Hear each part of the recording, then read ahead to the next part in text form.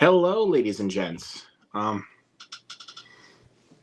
Yes, I am deeply sorry about what happened last night. If you guys were concerned at all about what happened, apparently there was a storm going on in my area that almost could have led us to a tornado. So I had to call it off early. I hated having to do that to you guys. I really did. But we're back. We're back on tonight, and this will be the last Q&A I will do for a little while, for this week. Because tomorrow, right after work tomorrow, I am leaving for vacation. And I will not be back home until Sunday night. And I don't know if I'll do a Q&A then, but I'll certainly think about it for now. If I want to do a Q&A then when I get back, as soon as I get back home. But at the same time, I don't know if I will. Because as soon as I get home, the next day, I'm literally going right back to work. I have 5 straight days of work. So that's not going to be fun whatsoever. But I have one more day to work tomorrow, and then I will be going on my way on vacation. So might do a community tab post of some certain stuff for you guys, just so you guys can see what I'm doing down in Tennessee. So yeah, that's right, man. I don't think it's the best one. I think the best one goes to Puss in Boots: The Last Wish, in my opinion, personally. But yeah, I mean, I love Shrek 2. What's up, JD? Okay, so like usual, while I'm waiting, I will just play some games.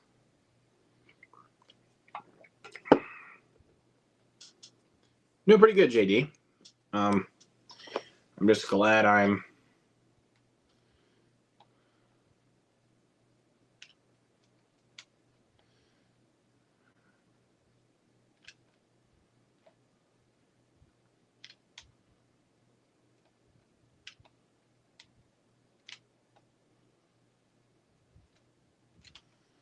okay.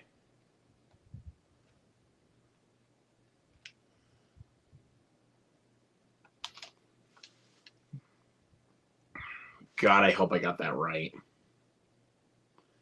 Favorite state? I'd say for one that I visited, probably New York.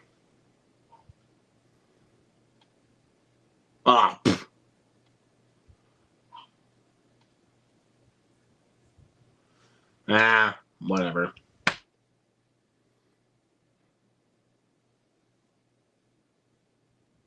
So, need to freaking take a drink. Oh.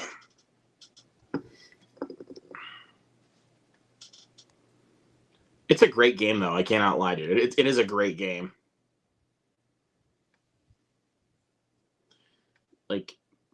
I have played it. I haven't beat it yet. Because there are some how do I say this? Parts of the game in regards to the levels that we play. Thank God they don't have a time limit. But there are some aspects of the game that I actually think are really difficult, but it is a great game. It is a lot of fun. I cannot lie about that. It is a great game. Cool. I visited New York back in December, and yeah. It was a great time, except for the fact that I got a bad cold while I was down there.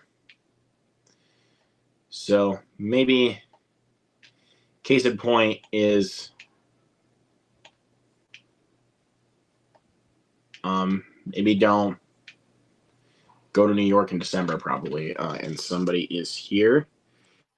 1011591. What is up, dude? How you doing, Luke? Not too bad, man. Very happy to finally meet you. Finally glad to meet you as well. Yes. So yeah, so everybody, if you guys keep following the live stream chats, Michael11591 is a constant. He is a constant in these live chats. So thank you so much, man. I really appreciate it. You're welcome. And very appreciate it. Yep, and I'm glad to finally have you on a live stream. I'm very well glad to be a part of a live stream here. So, how you doing today, man? I'm doing good. You know, Tuesday here. You know, New York, it was 80 degrees here. It's actually 59 right now in my area. Oh, wow. So, because we had a really bad storm last night. I did explain that earlier in the video, but I had to call off yesterday's Q&A early because of the storm. Oh, like the internet will go out during it? No, it wasn't going to go out. My dad, my dad and my brother wanted me downstairs, so that way I didn't have to get caught. In case there was going to be a tornado coming. Oh God. And I was like, you could have just told me there was a tornado coming. I would have been down there. Instead they're just no, there's a storm coming. That's my one fear of hopefully, out here we don't get no tornadoes. Well, there's actually been quite a bit of tornadoes actually down in Oklahoma. There's actual footage. Yeah, it's a shame. I feel bad for those people down there. I do too, man. I mean, why does it feel so coincidental because Twisters is coming out? Why does it feel so coincidental? That thinking about that, I'm like, that is very weird. It is so coincidental. If you really think about it, it's tragic though. Don't get me wrong. That is very tragic. But the fact that Twisters is coming out this year and we're getting all these storms and some tornadoes, don't you think that feels a little coincidental to you, Michael? I think it does. I mean, it's very weird. Mother Nature works in mysterious ways. Oh, absolutely. Let's see. I mean, but thank you, Ethan. Thank you. I'm very excited to finally take a little vacation because I need the vacation. I hope you have a good vacation. Yeah, because believe me, if you have to deal with what I have to deal with in regards to where I work, yeah, good luck. I think I have to agree with you on that because I work in a place where where I deal with a lot of people and people are they just get to you, some of them. Well, I mean, especially a couple of them actually that literally just complain about everything in regards to the food we serve them, Mm. And if you can find the literal definition of hell, that's what it is. That is the literal definition of hell. At my job, we're because we get crowded people, I'm like, doesn't anybody work anymore? Yeah, exactly. I mean, and plus, whenever I have to help pass out trays at breakfast and lunch because that's usually the shifts I work. So yeah, I have to get up really early and I have to be at work by 6 a.m. But thankfully, I get done at 2 p.m. So yeah, that's good because you get to have the whole day to yourself. After that, I can just come back home. I can watch movies if I'm in the mood, or I can just take a nap if I'm tired as hell. There you go. So, but I don't know, man. Because seriously, I'm telling you, I have one resident down in the nursing home that I work at that, for the most part, complains about everything. Wow. Everything. I've told these stories before on camera because, these are just wow. But the one that comes to mind actually happened a couple weeks ago. It was a couple weeks ago. I wasn't at work. I had the day off. So I go in. My aunt actually works as a housekeeper down there. So she's been working there for a couple of years. She tells me what happened. And my reaction was just what the fuck? So here's what happened. So they were serving roast beef commercials for lunch. So basically, it's bread with mashed potatoes and roast beef and gravy. I never had roast beef before. Oh, well, there's something new for you to learn. There you go. I have heard of it though. So they were serving that, and she was complaining like, "Oh, I don't want the bread with this," and it's like that's the way it comes. So they remade it without the bread. So they had the mashed potatoes, the gravy, and the roast beef. So they had to remake it all over. Not entirely because they already had it cooked. They just had to get like another plate served. I should have specified like that, like another plate served for that. So they serve it to her. She still bitches and complains, and she pushes her tray across the table. Wow. Like how I just did that. How I just pushed my mic. And then one of the residents who I absolutely love for this, like, and plus she's actually really kind to me. Like she actually understands like that this is like this is actually like some really weird bullshit that goes down. Oh.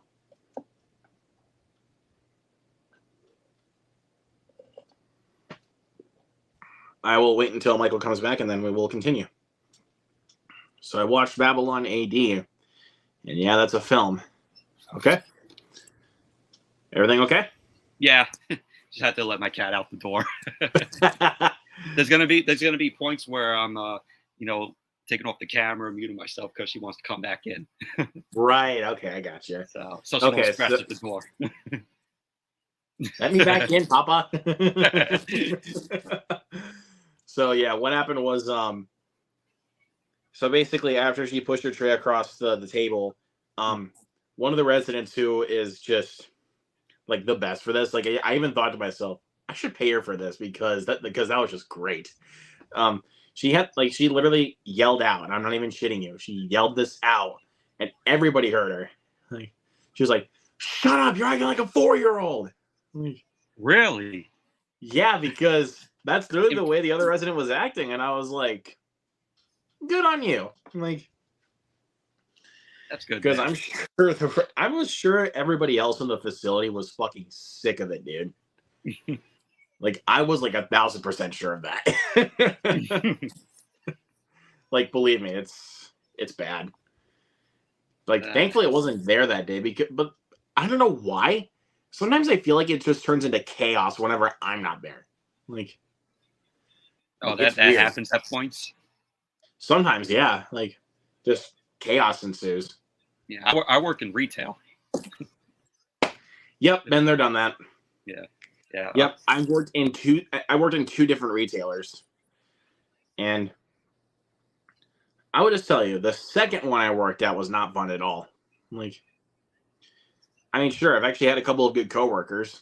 I'll tell you that, but you got to watch out for some of them because some of them, could not. They could be nice and they could not be nice. Mainly the customers, because I actually got along pretty. Like, there's actually a couple of coworkers I actually became good friends with, while I was still working there. That's good. Like I even went out for lunch with one of them at one point. Like, oh, nice. So yeah, you can tell. Like him and I were like, cool, But I don't know, man. Like there were some customers that were just flat out rude. Like one of them, I'm not even joking you. Like while I was working on the computer, like at the UPS desk, because at that retailer, there was a UPS desk that we would use for if anyone was like dropping off a package, like for UPS to pick up. Mm-hmm. So we did that. What happened was I was actually trying to check on some stuff on the computer, make sure everything was going fine. The guy literally said to my face, and I quote, "Get off your ass and help me." Really? He said that to me. But don't worry, that's not the first comment. That's not like the first like really stupid comment I've. Sometimes I don't understand people. Well, I mean, like that. I've even gotten a comment like that from, not like exactly like that, but like somewhat like it from one of my coworkers. Oh wow. because apparently he didn't understand that like my mental health, since I actually have autism. So, but it's actually at the current job that I'm working at, and thankfully he quit a few weeks ago, so I don't have to deal with him anymore because I actually hated him. So I was filling up drinks because it was early in the morning. So let me just say that it was early in the morning. He was like, "Hey, Mike, can you do the fruit cups?" And I'm like, "Dude, can you see I'm doing something right now? One thing at a time, and just let me do my fucking job." Like, I actually got really frustrated with him for that. And then, about a minute later, he says, and I quote, "If you don't like your job here, man, then just quit." Wow. Yeah, I've been told that before. I'll just preface this though. I liked my job. Same with me. Like I like where I'm working, like, and I'm fine with where I'm working. Same with me. You know, I like my job, but there are points where I'm like, oh, I can't stand being here. You know. Yeah, I think it was that point where, like, honest, I'm actually not even gonna lie to you. I actually think it was actually that point where I was just like, I could just leave right now. My boss would not even care. It wasn't my boss that told me that, thankfully enough, because she actually understands my problems. That's very understandable. That she understands. And it's good to have a boss like that. It's good to have a boss that actually understands your mental health problems and sticks up for you. Exactly, but I mean, I didn't even tell her like that he said that to me because, he honestly would have just tried to defend himself and think of me that I'm in the wrong. I have, anxiety as, too. So like when I work in the place, it like rams up on me. That, like, in my head, it's like, oh, I got to get out of here. I got to, go to the bathroom or something like that. Yeah, exactly. I need to breathe. So, and plus it's really he would, like, bad. rush a lot, like, and plus I always felt like he would just rush a lot of the work so that way he could just either go on break faster or just leave way before he's supposed to. Like, so, like, whenever it came to like serving lunch, like he would just start whenever I wasn't there. Like I was going to fill up hot chocolate. Next thing I know, the trays are up there, and then I was just like, "Fucker." Thankfully, now that I'm actually really mostly working with my boss, I'm actually, like, she actually understands that I'm actually trying to, that I don't want people to work ahead of me. Like, I want to work at the same time equally. Like, don't get too ahead of me here, because otherwise I'm going to get pretty frustrated. And plus, it also kind of plays into the fact I'm not really great with my temper. Like, because if people really light the fuse on me, I'm gonna blow. Like, because I don't blame you. Because I'm telling you, there were times where my coworker wasn't even listening like correctly. So I was like, "Dude," like, and he's like, and at one point he's like, "Why do you get so aggressive easily?" He probably doesn't understand, like what you go through. I never told him what I went through because otherwise he would think I'm fucking crazy. Believe me, dude. Like, there would be plenty of people, if you told them like what you went through, or what you've gone through in your life, they would think you're crazy. Like, mental health is a serious thing, and it should be more open for people to understand. Exactly. That's what I think too. Like, like I said, I have anxiety, and like sometimes same here. Actually, I have anxiety too. Yeah. And people like sometimes think like I'm going crazy and everything, and that needs to be, fully aware to people. Exactly. Yeah. The people that think that you're crazy don't understand, like you said, what you go through. Exactly, because they may not have the same thing that you have, and they'll just be like, "I think this guy is actually losing his mind," or something like that. Like, they're gonna think that on you. and you just think to yourself, did you guys really go to college? Like, well, the thing that goes to your mind through your mind is, like when people are like that, they're like, "Are you crazy?"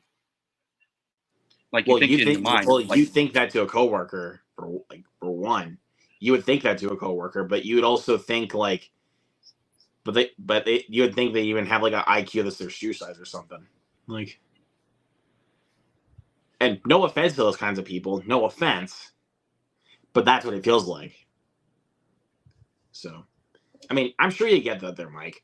I'm sure you get that. I really do.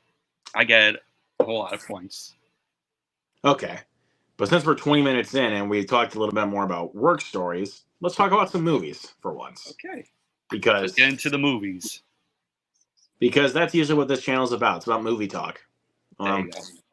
Just needed to let a little bit of that fuse out of you, and I needed to let that off because like honestly, man, today was actually was a little bit stressful. It wasn't like stressful like it was like the last couple last week, last Thursday and Friday, when the cut guy was actually I was working with for the past couple of weeks didn't show up. So I was really starting to get stressed. I was like, what the fuck is going on? But yeah, I'm doing fine. I've been able to get over it. But yeah, I've been catching up on some 2024 new releases. Yesterday, I'm trying to remember what I watched. This movie called City Hunter on Netflix. It's a foreign movie. Oh, I never heard of it. It's pretty solid, man. My buddy Jared, this guy right here, recommended it to me. So thank you, Jared, and I really appreciate it. I gotta get Netflix. I had it years ago, but I gotta cancel it, and now I'm probably gonna. Yeah, And now I want to get it back because since I'm a huge wrestling fan, WWE Raw is moving to Netflix in January of next year. Yeah, so there you go. It's gonna be a good time to re-get it back. Exactly, dude. Because I do my Raw reviews, every Monday. I do, AEW Wednesdays, SmackDown Fridays. So if you guys are watching that, want to subscribe to my channel, please do so. Give me a subscribe. I also do movie reviews as well. There you go. And DVD, Blu-ray, 4K updates. Rock on, dude. So yeah, so check that out. Yeah, that was a solid movie. Then I watched The Tiger's Apprentice on Paramount Plus, which is a new animated movie. Not good. It was not good at all. Then I watched another Netflix movie, Players, which is a rom-com. That one was pretty good. And then I watched Founders Day. I never heard of it. Good. I'm glad you never heard of it. Is it shit? It is one of the worst films I've ever seen. Like, who's in it? I can't find anybody notable in that movie. Wow, so it must be unknowns. Pretty much, basically. Except for that one guy who played as Corey's dad in Boy Meets World. Who played he's the guy that played as the teacher. William Russ is in it? Yeah, he plays as the teacher. Nice. He might be the only good part of that movie. Even he wasn't good in it. I'll just tell you that. He was not good in it. Probably was the writing that, was the problem. And plus, the script of that film makes no sense at all. It does not make any sense. Especially because there's also a killer reveal and the motives and everything. Those don't make any sense. And the whole Founders Day thing. So basically, it's kind of like an election time. And plus, it's an election year, for crying out loud. Like where we are right now. So how would that not surprised. Not surprised. And my buddy Mike's Reviews and Analysis, if he's going to pop in here a little bit later. So shout out to him. I told him what I thought of Founders Day. And he saw my review. He saw my review on Letterboxd, and he's like, "Bro, that's a great review." Because literally, this is what I said in my review. So you know those like little jokes of like we have like I want this and we have this at home. Mm-hmm. So basically, I was like, so it's mommy, we want Screaming Thanksgiving. We have Screaming Thanksgiving at home. Screaming Thanksgiving at home blank is Founders Day. Like, and plus, are you that surprised that I hate it? Like, here, let me show you something. Let me show you something. Let me show you something, Michael. Look at this poster. What Look at the this hell poster. is that? Are you that surprised I hate it? What kind of poster is that? Yeah, and this is legit one of the worst films Is I've ever that seen. is that William Russ in the background He's in there, yeah. with He's like, the white hair? yeah, that's William Ross in there, yeah. Yeah, he's an underrated actor. Yeah, he's good, Really, but really good in Boy he's Meets good World. as an actor, but just in Founders Day, he was horrible in this movie, and everybody was terrible. Like, there's even like these two bullies in the movie, like, and this is the thing, and this is the scene I will never forget because it is just so bad. It like it just aggravated me. They probably did it just for a paycheck. No, but it's actually like this. So these two bullies, a boy and a girl, both with blonde hair, are in detention. It's Saturday detention in this school, and and then the teacher leaves for a little bit, and then they have this bright idea. The guy's like, "Hey, let's fuck on this old man's desk." What? And I was just like, "Are you fucking kidding me? What the Are you fuck? kidding me?" Yeah, that's what I said, dude. I was like, "What the fuck is happening?" Oh. And they start doing it. The killer comes in, and I'm just like, "Okay, whatever. I really just don't give a shit." And when the reveal happens, I'm just like, I don't even give a shit. This sounds like a piece of shit. It's really terrible. Like, it just came out on digital today. I checked it out there. Boy, do I regret every decision watching Founders Day. I don't blame you. I mean, going back to William Russ, he's an underrated actor, and he was good in Boy Meets World. He's one of the most underrated TV dads of the '90s. I can give you that at least. Yes, I can give you that. And Boy Meets World is my favorite show of all time. There you go. Kind of plays into that factor. And then when I got home, I got on Amazon Prime and I checked out The Idea of You, the new rom-com with Nicholas Golitsyn. I still cannot pronounce his name. And Anne Hathaway. That was very good. And that was actually a movie I needed after watching Founders Day. You should be like, oh yeah, this movie was better than Founders Day. This movie was better than Founders Day. For me though, it's a tie for worst movie of the year. It's actually a tie. But between Founders Day and Imaginary. Oh, I heard Imaginary was shit. Oh, Michael, you have no idea how bad it is. The trailer made it look pretty decent. And I was one of those people that I was like, I have no faith in this thing. Like I had no faith in it whatsoever. Like the trailers, I was just like, okay, this just looks fucking cheap.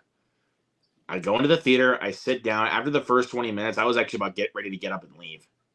But once the twist is revealed halfway through, I got up from my seat and I stood on the corner of the theater and I was just like, I could just leave right now. I could just go back home. I could just walk out right now. I could go watch Doom Part 2 again, or I could go watch Kung Fu Panda 4 again. I could do one of those two things.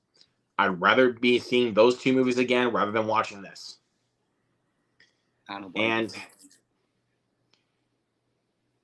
I think you might have heard me spoil the twist. I think you may. Oh, buddy. So, spoiler warning, everybody. If you guys did not see Imaginary and you want to see it, please leave, because I'm going to spoil the twist. But if you guys don't care and if you've already seen the movie, or if you don't care, then this is your warning. Spoiler alert. So basically, the twist is revealed that Chauncey, the teddy bear that you see front and center on the poster, is a figment of everybody's imagination except for the stepdaughter and the stepmother. But Here's the catcher. It was visible to everybody else beforehand. What? Yeah, that's the twist. Like, it was visible to the teenage daughter or teenage stepdaughter, the teenage boyfriend, the dad, the psychiatrist, and basically the stepmother's old caretaker, who's played by Betty Buckley. Like, it was visible to everybody. The teddy bear was visible to everybody. So saying it's a figment of everybody else's imagination except for those two, how is that a twist? That does not make no sense whatsoever. Exactly. That's what I'm saying. The twist made no sense. Like, I just want to say this. If any of you think that twist makes any sense, I want to see you guys make a 10-minute analysis video on how that twist makes any sense. I dare you. I fucking dare you. Like, because that twist does not make any sense. I said that the trailer looked decent, but now after you explained this to me and I saw like the reviews of it, I'm like, I'm passing on this movie. What's another? I want to ask you this though. What's another movie that you haven't seen from this year that you're glad you passed on? Night Swim. That's actually the answer I was looking for was Night Swim. All right, Night Swim. I saw the trailer too. I'm like, okay, this looks like it could be interesting. But then the plot to it, I'm like, it's a haunted pool. It's a haunted swimming pool. So you're trying the pool's scary, yeah. So you're trying to mimic Jaws, but not only trying to mimic Jaws. They only didn't try to mimic Jaws, but with some of the underwater shots and how this like rectangle of the pool is actually there. And by the way, no pool is that deep. Like, no pool is that deep. If you've seen some of the images, you can tell they're ripping off Get Out. Like, and Get Out is an amazing movie. Exactly. Oh my god, where did that? Oh my god. Oh man, that film was so bad. And with Jaws, like I've seen clips of it, but shockingly never seen the whole movie. I have it in my collection here. I will get around to watching it. Then. You don't got an excuse then, buddy. Yeah, I have it on 4K, so I'm gonna give it a watch at some point. Please do. Will do. I've seen like the whole "we need a bigger boat" scene. Of course, I mean that's the most iconic line from Jaws. Of course, the first beach scene where like you see like the blood in the water splashing Yeah, around. exactly. Yeah, I've seen that clip. I've seen, of course, the famous scene where is it Roy Scheider that gets bit by the shark? I need to rewatch Jaws, dude, because like my brain is like fried right now, dude. But I can tell you that some of the worst films I've seen this year were because my curiosity got the best of me. Like, and I'm not even joking you. Like, my curiosity sometimes gets the best of me. One of them I already said was Founders Day. Because I heard it was absolute shit. I wanted to see how bad it was, and wow. That's like with me because I want to see Madam Web to see how bad it is. Madam Web is so bad it's funny. Like it's a really bad film, but it's funny. Like, I want to see it because it has Emma Roberts in it. It has Sydney Sweeney. Of course, I mean, I mainly did that though. I mainly went to go see it though because Sydney Sweeney was in it, and I think she's a decent actress. I mean, if you watch Immaculate, watch that movie. Like, if you thought she couldn't act in something like Anyone But You or Madam Web, watch Immaculate. Please check that out. It's really, really good. But another one that my curiosity got the best of me was Miller's Girl. Never heard of it. So I thought it was just going to be a drama with Martin Freeman and Jenna Ortega. It turned out to be an erotic thriller. And it was just disgusting to me. Oh my god, dude. Like that movie was just painful to sit through. Another one. Let's see. Oh, Matthew's in here. He's asking, did you watch Good Burger 2 yet? I did not watch it yet. I will get around to seeing it. I actually really enjoyed it's Good just Burger like 2, actually. I really enjoyed that. yeah, I heard mixed things about it, but I know, since I love the first movie that much, it's a childhood favorite of mine. I know I'm gonna like the second one. Yeah, exactly. Like, I mean, it's the same thing basically, but it still works. Like, I can tell you that for sure. Calling Like, it now is probably not as good as the first film. oh no, it's not. Like, it's not. But I mean, but it's still good. Like, all right, hold on, I'm just gonna take a look at a couple things. I'll be back. No, you can still hear me. It's just I'm looking at a couple things. Oh, just gonna check a couple more things.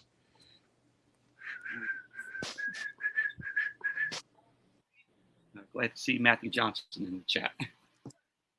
Yep.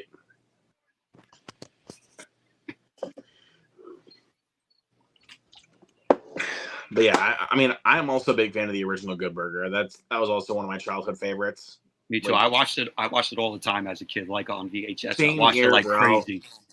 Same here, man. With the classic orange VHS. God, I wish I better get that at some point. I mean, even though like I'm more of a Blu-ray guy, Blu-ray and 4K, I would still want to have that because of the orange VHS. I mean, it's Nickelodeon. Yeah. And it's nostalgic. Of course. Like, I mean, I used to love getting those. I used to love getting those orange VHSs as a kid. Oh, bro, like even having some of those as a kid, even if they were like Dora the Explorer or something like that, I still enjoyed having them. I even I have a whole Rugrats VHS collection with the orange tapes, orange Nickelodeon tapes. Oh, absolutely, dude. Because I was a huge Rugrats fan back in the day. So same here, man. Even though I never really collected those VHSs. And now I have the complete series on DVD. I still definitely want to get some more of those VHSs though, just so I can relive those memories from when I was a kid. I mean, I'll still collect VHSs from time to time. It's just only if I really feel like I want to get them. You know? Yeah, I collect VHSs here and there because it's very nostalgic. Yeah, exactly. So and I'm starting to collect laser discs as well. Yep, exactly. I have a laser disc player here that I got, a couple of months ago. Still works. There you go. And I got some laser disc movies. Some that I got on DVDs, some I have on Blu-ray. So it's just good to have a format like that because I got introduced to Laserdisc from my uncle because he had a Laserdisc in his house. He had Toy Story on Laserdisc. He had Jurassic Park on Laserdisc with the gatefold. And it was just nostalgic to me. That's how I saw Jurassic Park on. That's how I first saw Jurassic Park, which was on Laserdisc. There you go. I saw Batman '89 because he had that on Laserdisc. That's when I first saw that. First saw Batman Returns on Laserdisc. There you go. Batman Forever on Laserdisc. I might collect a couple laser discs, but I don't know if I'm gonna use them particularly, but they'd be good to have as like collector's items, Yeah. Because I mean, hell, if you see what's up here or what's even on my shelf, you know that I'm a collector. Like, same. I have a whole big collection over here too. It's like massive. Dude, you haven't even seen how massive mine is. Like, let me show you here because I have my figures here, which I still need to. Let me look in slowly out quick so we can see it. I still need to put space in it because this is all like my figures, like WWE. That's my cat right there. Hey, kid. Yeah, I have my figures there, and then here's my whole collection right over there. Oh, damn, dude. It's actually pretty nice. And I have like DVD cases that I have under my bed. That's not all of it. Oh, yeah, like right. I kind of expected. I didn't even think that was even all of them. To be honest with you, like, Yeah, um, we're like both hoarders. exactly, Now you gotta support physical media. We don't want physical media to die exactly. That's why I have like a shit ton of movies. because a lot of people that have streaming, you will never know if they're gonna Like take when that they're going film to take it off. off. Like, Yeah, you want to have a I good mean, physical copy for yourself. so that also kind of plays into the question, like, of this. Like, why do you think I own 2 copies? Well, technically 3, since I have it in a 6-film collection of Crank.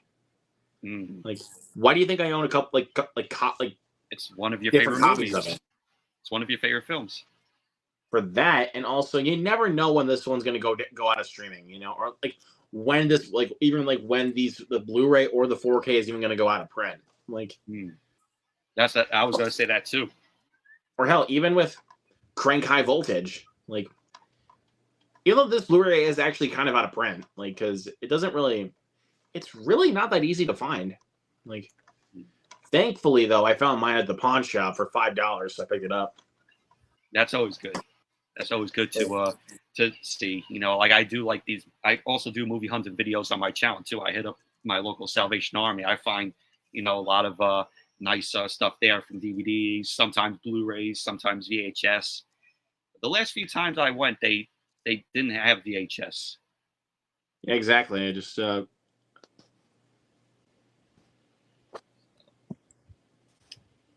But it's always good. It's always good to find movies that are cheap, and you never heard of some of these, and you're blind buying some of them, just to check it out. exactly. So, but I'll show you some stuff I've gotten recently. And Okay.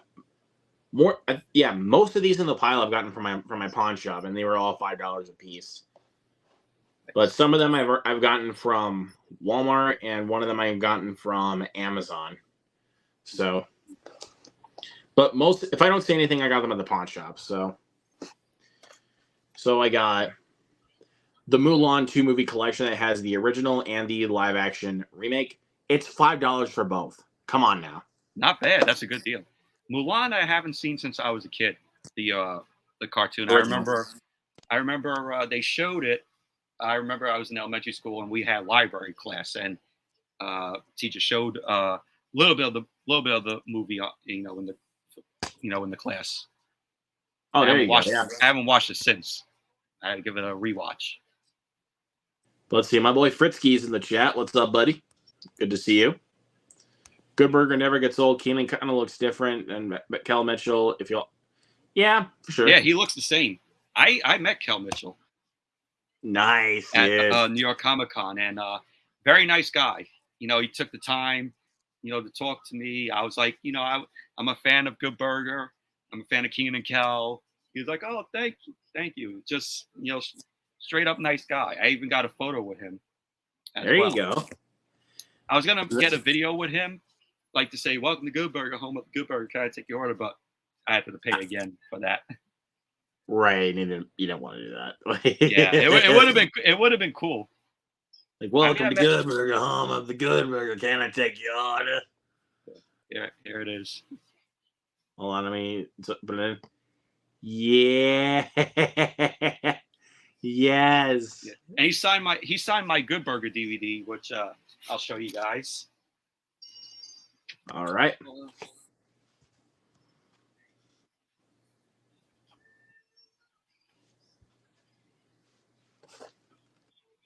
Yeah, he took the time to sign my DVD, so that's his signature right there. Awesome, dude. Mm-hmm. That is so cool. And yes, I own the film on VHS still, DVD, and Blu-ray. All right. That's awesome. Which the DVD doesn't have special features. The Blu-ray has only one feature, which is a sketch, which is a Good Burger sketch from all that. Just one sketch. Just one sketch. Yeah, one Good Burger sketch. Should a disc or something. Which at least Paramount decided to give it something. I'll give you that, yeah. But I know for years that there was talks of rumored Criterion release. If it was like a if Good Burger was released on Criterion, it would have all these features, and the deleted scene that was put in the trailer where Kel Mitchell is edited. He's asking this guy, the guy's asking him, "Oh, give me a good shake," and then he starts shaking the guy. Oh yeah. Okay. Like that. Yeah. He's like, "Okay," and he starts shaking him. That's not in the film. It's a deleted scene. All right. And then next up, I got the 2 Tim Story Fantastic Four movies. I did The have best Rise of the. Fantastic Four films. That's not saying much, but yes. I did own Rise of the Silver Surfer, but again, I found this for $5 and nobody picked it up. So I was like, they've had it at the pawn shop for a while. So I was like, yeah, I'll pick it up. It's like calling you. It's like, oh, get these Fantastic Four films. Watch them. They're better than Fan Four Stick, or as I would call Shitastic Four. They actually do have Fan Four Stick down there. I'm actually not gonna lie to you. That like one of the other times I went there, I almost bought it. Like I would buy it and burn it, and then put it in a trash can and burn it up. Awful fucking movie that is. Awful. Don't ever watch it. Sad, it takes an hour for them just to get their powers. An hour into the movie. Wow. And all Kate Mara's character is just on the computer. Wow. But yeah, Fantastic Four, the original, I really like it. I had fun with it. Sequel, I liked, but it does have problems. The Silver Surfer is wasted, and you can't talk about the sequel without talking about Galactus. Right. Yeah. They make Galactus into a cloud. He's not a cloud. Fucking hell, bro. Ugh, rough. But I don't know what you're gonna think of me for this. This I only bought. Like, I'm not even joking you. I only have this because if Mike's reviews and analysis is gonna pop in, he wants to do a week full of Shark Week watch-alongs. So, again, it was $5. So I bit the bullet on it. And I bought the first Sharknado. I've never seen it, but I've heard it is absolutely awful. But again, oh man. I don't even know why I bought this, honestly. I really don't. Oh man. It's $5, you know, what the hell? Oh man. He was even thinking to actually do the whole franchise, but I was like, the rest of them are just torture. Like, Seth Rollins appears in one of them. Who does? He's a WWE wrestler. Oh, really? Yeah, he makes an appearance in one of the Sharknadoes. Oh my god! I'm just looking at this cover, and I'm just looking at this, and I'm just like, I literally just fucking regret everything. Oh man. Moving on. Then after you're done watching it, just pop in a good fun movie like Good Burger. Well, it's gonna be a roast fest, so there's that. This one right here is kind of a guilty pleasure because I remember really liking it back when I first saw it. Pixels. I like Pixels. I saw that in the theater when it came out. In all reality, though, it's not a great movie. I liked it. It's a guilty pleasure, you know, like you said. But I like that they included, you know, Pac-Man and, you know, Q*bert. Yes, you know, the end of the movie, you have Q*bert and the babies, the baby Q*berts. And I'm like, it was just weird. I think Adam Sandler was mainly making that movie just for kids. Yeah, I felt like, because when I was in the theater, there was a lot of kids in there in that screening. Why am I not surprised?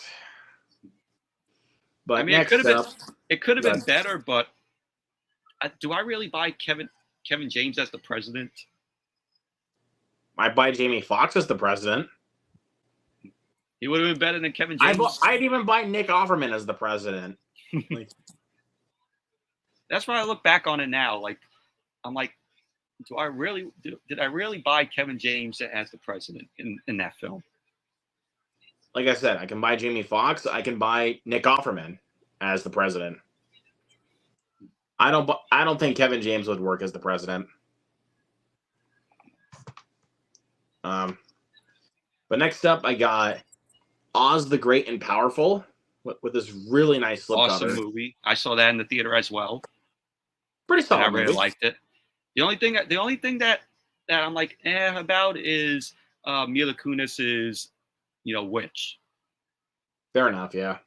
I thought it was laughable. She was laughable as the witch. I only got this one for completion's sake. I got The Secret Life of Pets 2. I mean, for the Illumination collection. So we got Cars, which I used to love as a kid. I'm not as big on right now, but I mean, it's still pretty fun though. I can give it that though. It's still a fun movie. Every time I would just Cars, but I hate the second one. I hate the second one. Like, second one sucks. The third one has moments, but every time I think of Cars, like I never seen it, but like when I saw like the animation for it, I'm like, all right, even though it's Pixar, I'm like, this looks too babyish for me. Fair enough. Yeah, I mean, I get that. Like, next, they got Miss Peregrine's Home for Peculiar Children. A very underrated Tim Burton film. I saw that in the theater as well. Haven't seen that film in a while, but I mean, I didn't like Asa Butterfield's character though, of Jake. Like, he just asks questions the entire movie. Yeah. So that's just boring. But it's a fun movie though. Then we got Beauty and the Beast, the live action remake, which I really, really enjoyed. And then Welcome to Good Burger, home of the Good Burger. There you go. Speaking of Good Burger. I actually just received this from Amazon today, and I will be getting Good Burger 2 tomorrow before I leave for vacation. Nice. And then I got the 2005 Peter Jackson King Kong. I'm very happy to own this in my collection now. I love this movie. I think it's too long.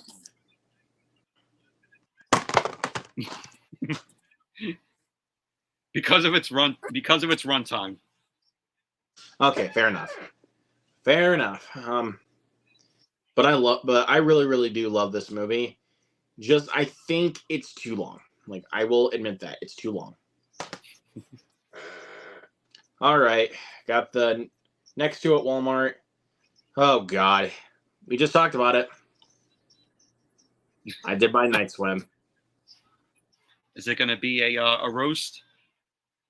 Probably not. In all honesty, I don't think I'll. Maybe, I don't know. Maybe that'd be like a little Halloween roast fest. But it's like, oh God, I don't even know if I even want to put myself through the rest of it. Because actually, there was a couple of really unintentionally funny moments.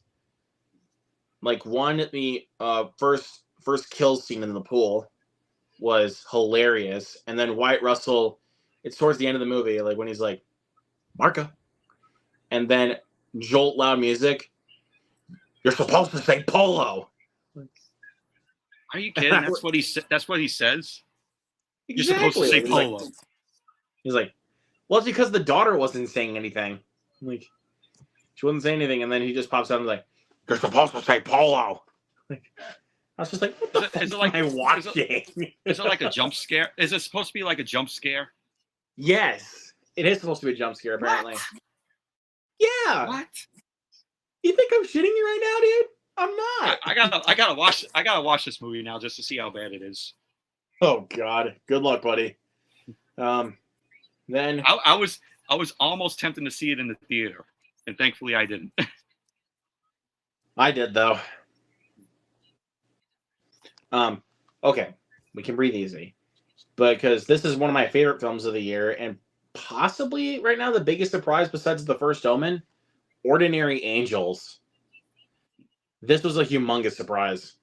Like, I thought the film was just going to be another low-rent, preachy, faith-based movie. That movie got me, dude. It got me. And I don't know why I upgraded this, but it was $5 and it was a 4K. so I picked it up. Godzilla King of the Monsters, aka my least favorite MonsterVerse movie. It's a fun film. I do not like it at all, but I haven't seen it in a few years. But I mean, I did not like this movie when I first saw it. Like, the characters in this film, like the human characters, are fucking horrendous. Like, I like seeing Millie Bobby Brown in it. even she's not good in it, though. I'll just tell you that she's not good in it. And I hate saying that because I love Millie Bobby Brown, but what she was given in that film was just terrible. Like I'll give it this though: great monster fights, of course, and the CGI is actually really good. Just the human characters, the story they decided to tell, and all that kind of stuff, just annoyed me. So there's that. Agree to disagree. And then the cinematic masterpiece of 2024, known as Madam Web. And I meant that with all the sarcasm because this is a terrible movie, but it was so fucking entertaining. I'm gonna, like I said earlier, I'm gonna watch that film just to see how bad it is. Just be prepared to laugh your ass off, buddy. Because I certainly did. I've seen worse superhero films. I'm not joking you, dude. I actually felt like I actually felt like my voice was gonna be gone by the time I got home because we were just yelling jokes at the screen, and I was also consistently laughing my ass off. Like, and plus, me and my best friend were the only two people in the theater. Oh, that's not a good sign. I know, but it made for a great experience. Like, it was one of the best experiences.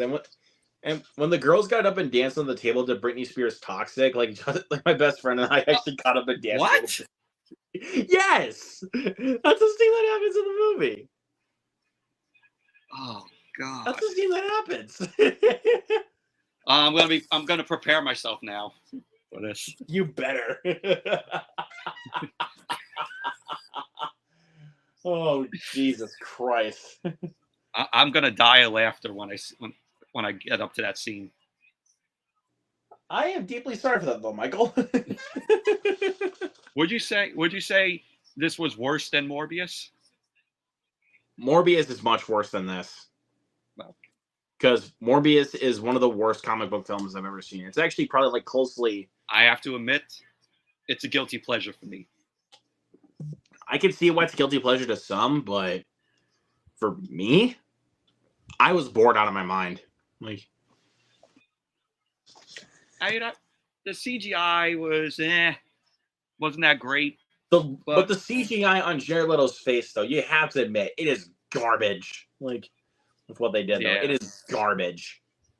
It was kind of laughable to me, like when he's drinking all the blood, and then having to give himself some. Yeah, just having to drink blood, and I'm just like, brother. And you can't forget the famous "It's Morbin time." Fuck that shit. I am tired of those memes, dude. I am tired of it. Somebody needs to add, Power Rangers background of him just going, "It's Morbin time," and just have him as a Power Ranger. I will say that's clever. It wouldn't work. Yeah. I'll just say though, that is clever though. That is actually pretty clever. Actually, probably the writer was a fan of Power Rangers, and he's like, you know what? Let me give it an original saying. Oh, let's take out the Morphin and add Morbin to it. No, they should just have Jason Statham in there and be like, "It's cranking time." Like, where's that at? Come on. Come on, Power Rangers creators, hit me up on that. Come on. Like, I'll write down. I'll put the tagline down to "It's cranking time" for that, and I'll have Jason Statham come in. Be like, "It's Morbin time. Go Morbin Rangers." Fucking go Cranker Rangers. Like, come on, where's that at? Like, come on now, dude. Like, we need that. That's true. Um, I gotta say, I thought Jared Leto's performance was better than the Joker and Suicide Squad. I disagree. I thought his version. I thought they were both. Joker was the I thought they were worst. both horrible. Yeah, and like his Joker is like I don't know what they were doing with that film with him as Joker. It's like I don't know what they were doing either, dude. Because like I don't know what they were thinking on that part, but like I know it wasn't David Ayer's like clear vision, because I know deep down that David Ayer can actually make really good movies if you give him the right material. Examples like End of Watch, Fury, Harsh Times, The Beekeeper. Which I still have yet to watch, and I have it on 4K there. Yes, please watch The Beekeeper, good sir. You need to watch The Beekeeper. That is a great movie. I will get around to watching. It is currently in my top 10 of the year right now. I will definitely check it out. And Fury's another one that I like. I love Fury. Yeah. Like, I saw that in the theater as well, and then by the end of it, I was like, "Wow, what a film this was!" it's really good. Like with the tanks, I remember. Like Dude, them the tank shooting sequences are incredible. Like, it literally shook my theater when I saw it. I wish And I got to see that in the theater because, like, it made a great experience. I wish I got to see that in the theater, though. I was too young by that point. But I'm telling you right now, like, if I actually got to see that in the theater, the whole theater would be shaking by that time. By that time, dude. Like, my theater would be shaking. I reviewed the film as well on my channel. Awesome. Well, it's from back in the day. Way back in the day. Way back in the day. I need to get that movie soon. Wait, hold on. Yeah, I do not own Fury in my collection. Wow. Yeah. I own it on Blu-ray, I think. Out of all like over 1,500 movies I have in my collection, I do not own Fury. Sometimes I think about, like, do I have this movie in my collection? And I forget at points. That is why, good sir, I alphabetize them. Because otherwise I'm not going to know where it is if I don't alphabetize them. I tried to alphabetize them as well, like on my shelf here. But like I have so many movies, it's like, it gets it all mixed up. I need like another shelf for it. I can't blame you on that. I mean, excuse that, mind you. Because I know I gotta get a couple replacements out really quick. Okay. So this one is going in the sell pile because I have the 4K. That's what I do as well. When I get a movie on 4K and I have it on Blu-ray, I sell it. And same thing with this, since because I have the 2-pack now, it is going in the sell pile. So there's that. So that way I can just come on. That way I can just stick these right on the shelf, which I'm going to do right now. That is a good idea. Get back in there. There you go. There we go. They're on the shelf. So, because I got quite a bit more I have to add to the shelf. Like obviously I've already gotten these 3 on the shelf: Night Swim, Ordinary Angels, and Madam Web. Like I've already gotten those on the shelf because I've had those for about a week. I would get Madam Web only if it was $10. If it was on sale for $10, no way I would pay $30 for it. I paid the price, but I'm not adding myself for it. But how much are these? These 10 I have to make room for. So, but like, dude, every time I go to the pawn shop though in my area, like since they're always like the Blu-rays are always $5 a piece, I just go ham. I go crazy. Like I always walk out with at least like 10 Blu-rays. Oh wow. Dude, they're dirt cheap. Like, come on now. They must have a good deal on all on all of them there. all the Blu-rays and especially 4K movies, if they have any 4K movies, all are $5 a piece. I mean, like my Salvation Army, I think some DVDs are like $2. I see, like around there. Some of them like, bless you. Thanks. That's why I mute the mic so you don't have to hear me sneeze. I have like they're like $2, $3. You know, DVDs. The DVDs at my pawn shop, I think, are like $1. I think they sell VHSs at your pawn shop as well. Not very many, but I can tell you. I can tell you when I went to the pawn shop the last couple of times, I saw the DVD of Crank, and I was like, "Should I get this?" Like, but I'm like, oh, wait a minute. I have the two better versions right here: the Blu-ray and the 4K. And the 4K. I actually was even planning on buying the Steelbook, the new 4K Steelbook that came out last year, because that Steelbook is fire. Maybe you should get it. You should add it to the collection. But then watch, dude. I'm gonna get like comments from some people being like, "Why do you own 3 copies of Crank?" It's his favorite movie. Well, not my favorite movie. It's one of my favorite movies. One of your favorite movies. Like Crank and Crank High Voltage are like amongst my top 5 movies of all time. Like they're awesome. It's like, and I will say they're some of the greatest action movies ever created. There, I said it. It's like somebody would say to me, why you have so many versions of A Christmas Story on home video? Christmas Story is is my favorite Christmas movie of all time. You know, it's my favorite Christmas movie too. Like, I have the V8. I need to freaking buy that on 4K though. Yeah. Speaking of A Christmas Story, I gotta show this. I'll send a couple more comments. Griffin, my dude. So so I have it on 4K right here. And that's the version I want to get of A Christmas Story. Yeah, it looks great on 4K. If you want the best looking picture of A Christmas Story, go with the 4K. They did a 4K restoration from the original negative, which I said for years Warner Brothers needs to do.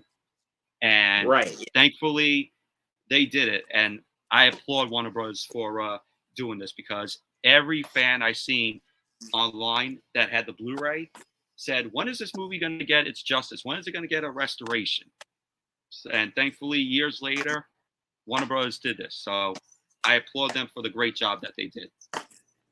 There you go. And I got this sign by Scott Shorts, who played Flick in the film. Awesome. And he says right there, Michael, triple dog dare ya. And that's his... I triple dog dare you. And that's his signature right there. That is so cool, dude. Yeah, and he's an awesome guy. Very awesome guy. Took the time to talk to his fans. And he actually did a Q&A before the film, which I saw the film in the theater. I think it was last year, I think. And because I think it was a big anniversary. It was like the 40th, I think, anniversary for A Christmas Story. Yeah, last year was the 40th anniversary of the film, and they did a screening of it at a local theater of mine. And they hold events there. They have concerts, and he was there in attendance. He, talked about the film, and it was just a great time. I got a video of it. It's on my channel, audience reactions of people reacted to the film. So check out that on my channel. There you go. Mm-hmm. There you go, dude. I'm just trying to check. I'm just checking on a few things, so do not worry. I'm just having a look at a couple things. Just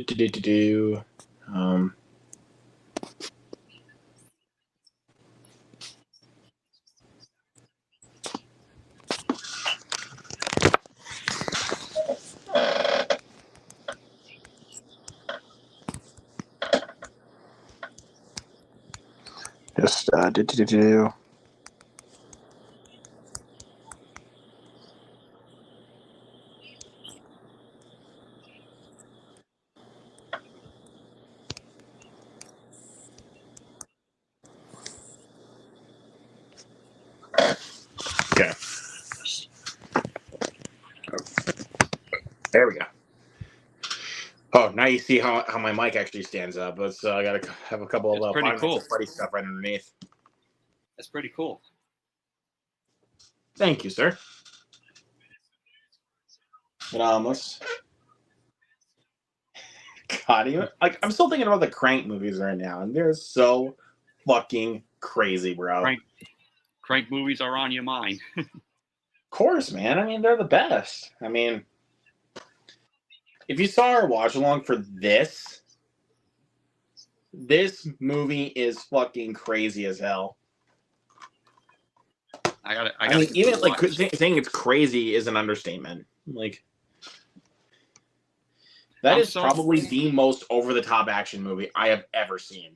Like, I mean, I've seen Shoot 'Em Up, and that's a really over the top. I love Shoot 'Em Up. Me too. I really enjoy that film. It's very underrated. I agree. I need to show that to my friends at some point. I like Paul Giamatti as the villain. He's very over the top in that film. I agree. Yeah, the last film that I watched for this year was Godzilla Kong. Oh, the New Empire. Nice. The New Empire, which I really enjoyed. I had a lot of fun with it. Okay. Yeah. It's a good time. Just sending in the link to the chat if people still would like to come. But yeah, but back to Shoot 'Em Up there for a second. That's a really, really fun movie. Like, kind of a guilty it was actually kind of a guilty pleasure back in my time, like when I first watched it. But I'm like, after I watched the Crank movies again and how much they've been sticking with me and how crazy, batshit insane they are, it's like if I rewatch Shoot 'Em Up, I have a hard time believing that will not be my favorites of all time. Like, I think you'll say that they're better. They're both better than Shoot 'Em Up. Well, I mean, these are like, in my opinion, Crank and Crank 2 are like the quintessential Jason Statham movies. And you can probably tell, because I mean the clue is right here, dude. I'm a big Jason Statham fan. Yeah, like after I saw the Beekeeper, 3 times in the theater, mind you. Now you make me tempted to. Now you make me tempted to see this film now. Look, it may not, like, you probably won't think it's great, but I mean, I implore you to check it out. I mean, hell, I'll switch it. I'll switch the background here. The trailer looked really good for it. There it is. I'm a beekeeper. I seen the trailer. Protect the hive. I saw the trailer when it was in theaters, and I really wanted to see it, but didn't have the time. Did you get that in front of like any October release last year? Because I think the trailer debuted in October. I think I got it. I think around like November, like around there. All right. I did not get that trailer a single time, believe it or not. Oh wow! I've seen it a few times at my local Alamo Draft House. I should say in the theater. I've seen the trailer online like continuously, like because that is a great trailer. I'm saying like in the theater though. I never saw the trailer for it. Yeah, I didn't watch the trailer online. I saw it in my theater. But speaking of a movie, I did see the trailer for in theaters a couple times. I'm so fucking stoked for Borderlands. Like, I'm stoked. Let me just say this: I've never played the games. Me neither. But the movie itself looks like a lot of fun. Like, you got Jamie Lee Curtis in it. I mean, is it just me, or is Kevin Hart reminding me of Jason Statham with that outfit? Like Jason Statham in The Expendables, to clarify. Kind of. But also you get Jack Black as Claptrap, which I think is a great casting choice. Another fun Jack Black role. I can't go if you're looking at me. But also, I think the best casting choice out of the movie is Ariana Greenblatt as Tiny Tina. Like, bro, like the way she plays the character from what we've seen in the trailers, she is killing it, dude. Like, dude, she's delivering the comedy like right on point. Like, What's that smell? Piss wash. Like, Hmm. I was like, did they really just make a piss joke right now? And then piss sprays on them, and he's just like, it's pee. It's pee. Why do you think it's called piss wash? Yeah, it looks like a fun film. I mean, it looks well directed. I can tell you that. But I mean, people are just gonna be like, that's gonna be every modern action movie. Shut the fuck up. Not all action movies are well directed. Like, because some of them will have like really, really terrible shaky cam to like a certain degree where it's like you're not even gonna be able to see shit. I don't like shaky cam. I like shaky cam when it's actually utilized correctly, like where you actually feel like you're vibing with the movie.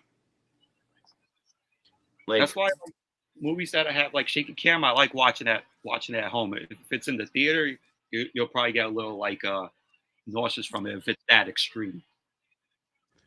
right, I get that. I don't get motion sickness, but like again, it depends on like how they use the shaky cam is what I would say. Like, because there definitely is shaky cam in say like Renfield, but it's like you're still having fun while watching it. Like you're still having a good time because it's like the movie knows it's stupid, but it's like, how would it be if they just held the camera still? Like it wouldn't even be as fun.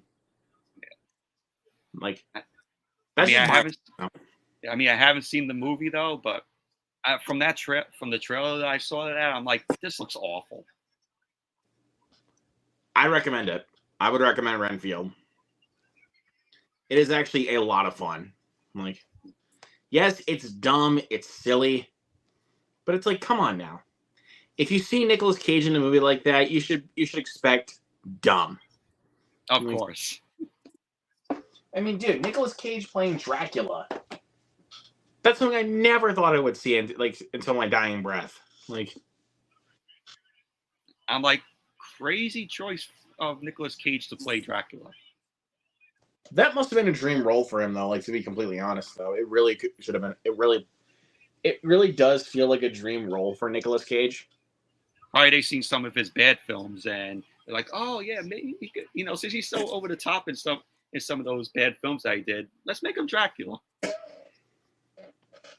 I can just tell you he's doing a lot better than than the last decade, because the last decade he was kind of losing me. I can't remember. I can't remember the last Nicolas Cage film I liked. Because like honestly, with films like Mandy, Color Out of Space, Unbearable Weight of Massive Talent, Renfield, Dream Scenario, for that matter. That's one movie I want to see. Like, I'm just like, bro, Nicolas Cage is back. Like, this is a Cage-assance.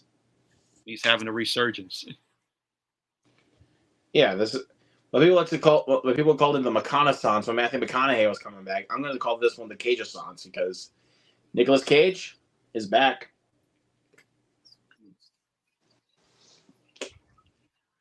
So,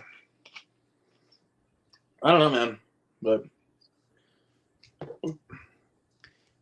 I will just tell you though, Dream Scenario is actually pretty crazy. I've heard good things about it. Sad that it didn't do too well at the box office. I mean, but that's actually most A24 films. They don't do great at the box office, except for something like The Iron Claw Everything did Everywhere pretty All well. at Once or Civil War. But didn't the Iron Claw did pretty well? I think it did, but it didn't break it didn't get like $100 million like Everything Everywhere All at Once and Civil War. Because Civil War is at over $100 million in box office right now. I haven't watched that many A24 films. I've only seen The Iron Claw and Ex Machina. Both films I enjoyed. Dude, there's a lot of A24 films you need to catch up on there, my good sir. There's a lot. Obviously, here's one of them. That one I'll be checking out at some point. Trying to see what other A24 films. I wanted to see Dream Scenario, but they pulled it from theaters quickly. Boo hiss on that part, huh? Mm-hmm. Yeah, I'm just trying to look around and see. Oh, here we go. A true horror classic right here. I've heard good things Hereditary. about Hereditary. Fucking love Hereditary. Oh, there's another one. Speaking of Ari Aster, one of the weirdest movies I've ever seen. And I heard it's really long too. It's like 3 hours. I mean, it is, but it's like I felt the like the first time, but it's like I definitely need to rewatch it. All I will say is expect a lot of penis. Not something I want to see. But it's something you are gonna see when you watch that movie. Is a lot of penis. Yeah, I'm just trying to look around and see what other ones that we got here. Again, dude, I have so many fucking movies. You have no idea how crazy this is for me. Like, oh man, like I can't even wrap my head around it, man. Other A24 films. Like obviously, oh wait, here's. Oh, there it is. Here's the Iron Claw. Great movie. Phenomenal. Depressing as well. That's the Iron Claw was actually the very first A24 film I saw in the theater. I saw it in the theater as well. Because my theater never usually gets A24 A24 films. My theater never usually gets A24 films. Like, yeah, my Alamo Draft House gets them a lot. Gets A24 films. The only A24 films my theater has gotten are that and Civil War. Yeah, my theater has Civil War as well. My Animal Draft House. Oh man, dude. I really want to go see Civil War again. I really do. I wish you, wherever you live, they would get an Alamo Draft House theater there because it is the best movie theater. I mean, hell, I would go see ever. fucking every single A24 film. Like once it's released, like I will go see every A24 film. Like I'd do that. I mean, hell, I could have seen like Talk to Me. I could have saw like Priscilla.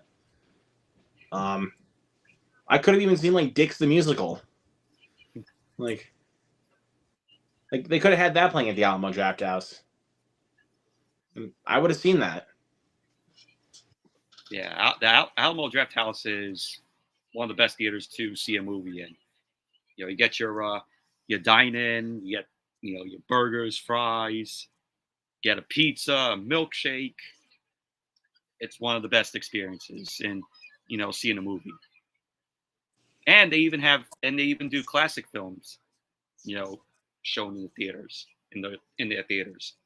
I'm trying to think of but yeah, I'm trying to look and see like what other films. Bro, I would have killed to see like something like Bottoms at the Alamo Draft House because I know they played that one at some Alamo Draft Houses. Yeah, I think mine got that film as well. That movie's so good, dude. I need to watch that again, dude. It's been a little while. It was so fun. What's good about Alamo Draft House is they have movie parties and they give out like these props, and you just watch the film and have a lot of fun with it. Yeah, exactly. Yeah, like a little introduction from one of the servers or plays about the film, and you just have fun. Yeah. So, like I'm telling you, man, like that would actually be a really good experience for me if I actually wanted to do that. So, do you have an Alamo Draft House where you live? No, they do not. Unfortunately, my theater chain that I have is called the New Grand Theater. We literally just we've only had that theater around for 2 years. Oh wow! So yeah, does that may sound a little crazy? But yeah, it's that's crazy. I did have a local theater in my I did have a local theater beforehand, but it was in a mall and it got shut down back in like 2015. Yeah, we have AMC that's in our mall out here, and it's a dine-in. Bro, when I was in New York back in December, I should have gone to a movie. Kill some time before a hockey game. It's always great to see. It's always great to see a movie. You know, like if you go to the city, if you were to see an IMAX movie, you have to go to I think it's AMC. It's Lincoln Square. It's the biggest IMAX screen, you know, in the city. Right, yeah. So I don't know, man. Like I think it just kind of depends in all honesty. Like I don't know. I'm taking a look around here though. Because one film I was even thinking about seeing while I was on my trip, but I wouldn't have taken my parents to go see it because they would have they probably would have just left me there. Was Poor Things.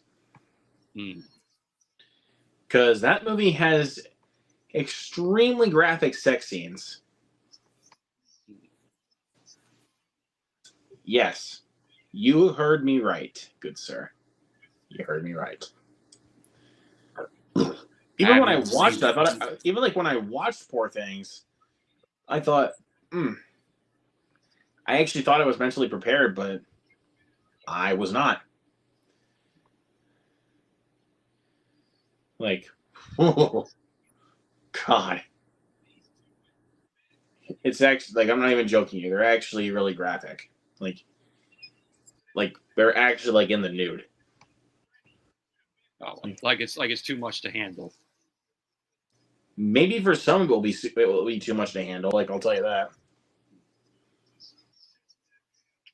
Like, I could actually understand if you actually hate the movie. Like, I would totally understand that because it is not for everybody. It's one of those films where you love it or you hate it. Yes, I mean, most people I've talked to love Poor Things, but there are some people out there that I do know that do hate the movie, but most people I talk to love the movie. I mean, I love the movie myself, but like, again, it is a lot to take in. Like, especially for a 2.5 hour long movie. Is that an A24 film? No, it's a Searchlight Pictures movie. I'm shocked that's it's from Searchlight. I'm as shocked as you are, actually, because I know A24 would approve it. Because, I mean, fucking hell. Shit. Unplug. Get that back on. Okay, so, because, I mean, for Yorgos Lanthimos, he made The Lobster and The Killing of a Sacred Deer for A24. I know he did those two. But with Searchlight, he did The Favorite and Poor Things. And, oh, God. Seriously, dude, with Poor Things, like, it's so weird. Movie. It's a weird movie. But it's like, if you're able to handle the content that the film is throwing at you, which is a lot, then maybe I think you can stomach it, and maybe I think you might like it. You could probably stomach it in, but maybe. For everybody else that can't handle that kind of stuff, I'd say piss off and just go watch something else. Maybe just go watch, like, I'd say, like, what, John Wick? Go watch, like, John Wick or something. That's another film trilogy I gotta watch. God fucking damn it, dude! I got a story about John Wick 3. Okay, but I'm gonna move spots here really quick. So just you can tell your story. I'll still be able to hear you. Okay. So I'm just gonna move spot. They were shooting John Wick 3 in my old neighborhood where I used to live in, and I was walking home from my friends one day, and I seen like the big light fixtures that they had, like to shoot movies on, and they had the barricades up, and I walk over and I say to this person, "Oh, what are they filming here?" And one of them said, "Oh, we're filming. They're filming John Wick 3." I was like, "Oh, cool. Where's Keanu Reeves? I would like to, see Keanu Reeves, up close, in person, just film the scene." But apparently, he was gone. I guess he done the scene and just wrapped it up. But I guess they were just finishing up and taking all the stuff back in. But I'm yeah, not gonna lie to you, that's actually kind of crazy. yeah, because it was a busy street, and they closed Right, it down. yeah. And I was like, oh, look, let me see Keanu Reeves. Let me get to meet him if he's gonna come over to shake some people's hands and go off to whatever he's doing. But unfortunately, sadly, he wasn't there. God damn, dude. I really wish I got to meet somebody. Um, I don't know, man. It's I think I did see the horse that he was riding on in that scene. oh, gotcha. Okay. Yeah, I think they still have the horse there. I wouldn't be surprised if they still did. Mm-hmm. Just saying, I really would not be surprised if they actually still had that there, But yeah, that was my little bit story of John Wick 3. But again, that's really cool though, man. I'm not gonna lie. I've heard they're kick-ass films. They're all great. All four of them. I don't know, man. But like I said though, I wish for some of the big states I've been to, I was actually able to somehow run into a famous celebrity. Never once happened. I never get that lucky. I've met a lot of celebrities. Well, you're lucky for that. I'm just gonna say that you're lucky. Yeah, I met Terrence Howard. He was cool. Sweet. I met love that guy. like a picture of him. Picture with him. You ever watched Lucifer? That show? Heard of it? Yeah, I met. He played Amenadel in it. D.B. Woodside. I met him. Nice. I met screenwriter Lee Daniels. Lee Daniels, very cool. He was cool. Dominic Purcell. Very nice. Yeah, very, very cool. Also met Jesse L. Martin from The Flash. Nice, dude. He was cool. That is so guy who cool. plays Cisco. Nice. Yeah, he was awesome. I got Gina Rodriguez. There you go. Gina Rodriguez is cool. It's cool. Brandon Routh? Yep. Shit. Yeah. I when I met him, I was like, "Oh, you were really good. You were really good Superman." He was like, "Thank you." Even though the movie was kind of okay, though, but he was a good Superman. I'll give you that. Yeah, he was a great Superman. You know, the movie was also met Jordana Brewster. No way. Oh, jealousy occurring, dude. She was cool. Here's my pick with Terrence Howard. I got lower the brightness on these Terrence Howard. There you go. I don't know if you know her, Rose McIver from iZombie. Heard of her. Yeah, she was in, I think, Power Rangers show. I forgot which one. Interesting. You ever watched Riverdale? Heard of it? Met Camila Mendez from the show. Nice. Taraji P. Henson. She's such a great actress. Cannot lie. There's Jennifer Love Hewitt. Lucky. Here's Lil Rel Howery. This was before. I think this was before Get Out. Lucky man, dude. No. This was after Get Out because I remember he signed my Get Out Blu-ray. Dude, I'm jealous. He's a very nice guy. I met Robert Lord Taylor from Gotham. Who played the Penguin. Nice. Yeah. Corey Michael Smith, who played the Riddler in Gotham. Very nice. That's cool. Yeah. Awesome. This photo I will cherish right now because I'm so glad that I got to meet him. Rest in peace, Paul Rubens. Oh man. May the guy rest in peace. Yeah. I'm glad I got to meet him. You know, I will forever cherish this photo now. Can't blame me, dude. I got to Comic-Con, I think it was 2 years ago. I got to meet some of the cast from Smallville. Very nice. There's Tom Well in there. Steve Burns from Blue's Clues. Oh, dude.